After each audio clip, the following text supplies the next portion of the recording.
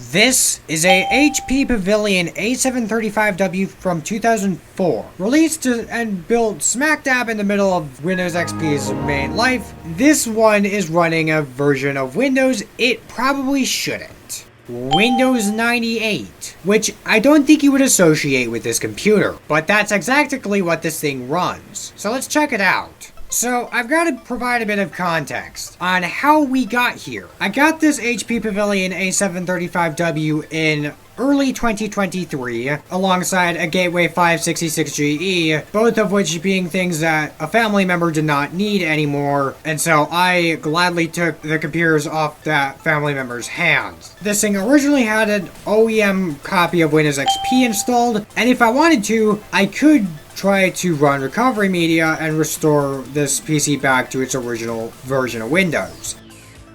Which I might actually do, for reasons that I'll explain shortly. So one day, I decided to install Windows Vista on this thing, and I wasn't really happy about that, so I tried to put Windows XP back on it, except a clean copy, which did not go to plan. So then I decided to do something very stupid. I decided to install Windows 98 on this thing. Surprisingly, it got through the majority of it just fine. My only hurdle was with the keyboard setup, which requires a PS2 keyboard. So then I got an eMachines keyboard from that same family member who gave me this system, which just so happens to be a keyboard from eMachines, and that's where we got here. And for the most part, it works just fine. However, sometimes it just reboots during startup.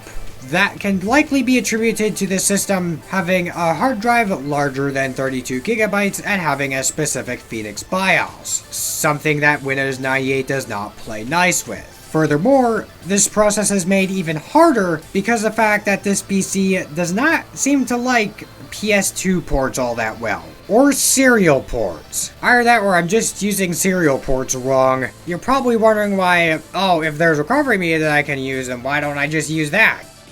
Well, the keyboard problem, which I seem to have not solved until I filmed this video.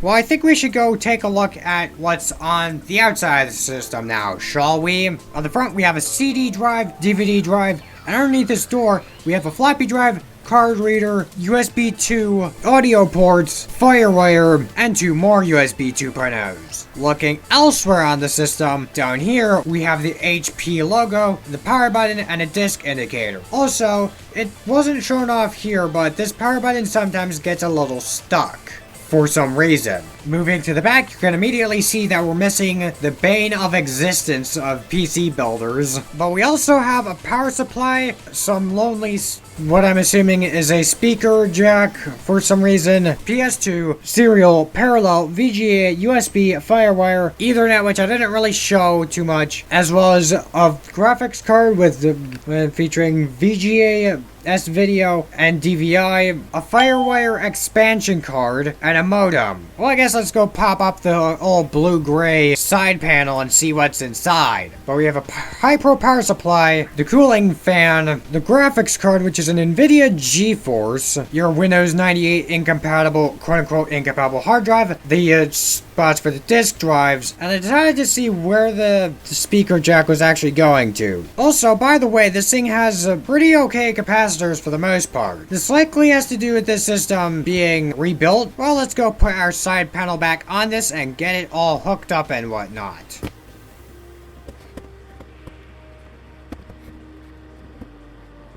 God damn it.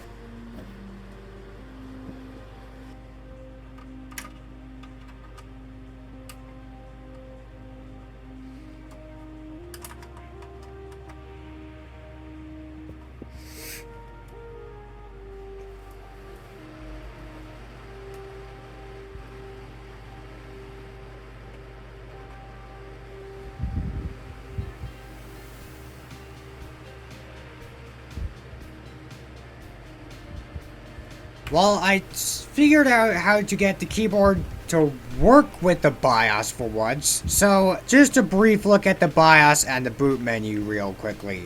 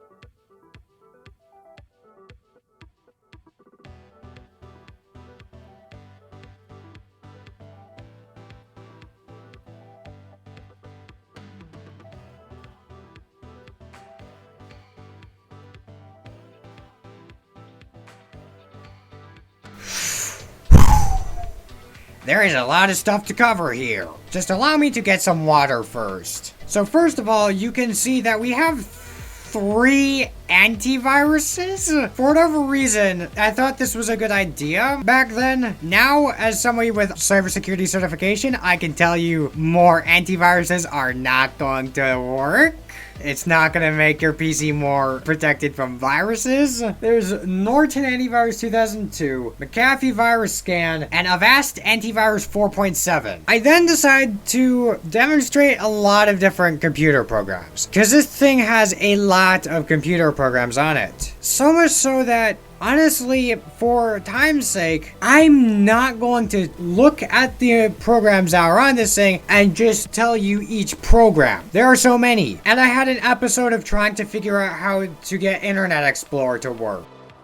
Well, I guess let's go for some games, except I don't have any games installed on here. That is, except for the Microsoft Entertainment Pack, which is what I'll give at the bare minimum. Now, I'm not saying this thing can't run games, because it's got an NVIDIA GeForce FX 5700 LE. It could probably run a few games. However, we do have Tetris, which has... Oh my god, the pink is like, what the hell? There's also Pipe Dream, which I guess is what you see when you have a dream about pipes. Ski Free.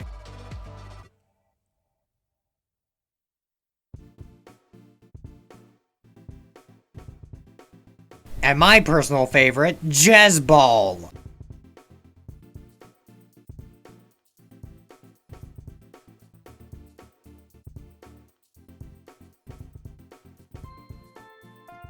So, that's basically gonna wrap things up for this install.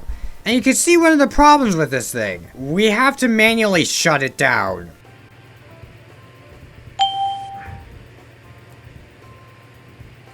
Yeah, well that is a forbidden Windows 98 PC. And the reason why I say this is impossible and forbidden is because if you put the puzzle pieces together good enough, you'll realize this is nowhere near as suited for Windows 98. Its Phoenix BIOS does not like hard drives over 32 gigabytes, and it's a PC from 2004. Not to mention, if you didn't hear, we're missing audio drivers. I'm not sure what the audio driver is. It's probably Realtek AC97, so it'll probably be fairly easy to find a driver. But HP never officially supported this thing, as far as I know. But you never know. Feel free to correct me if I'm wrong, because I couldn't find drivers on HP's support website, because this thing is so old that I can't find drivers for it on HP support website. So I don't know how to end this.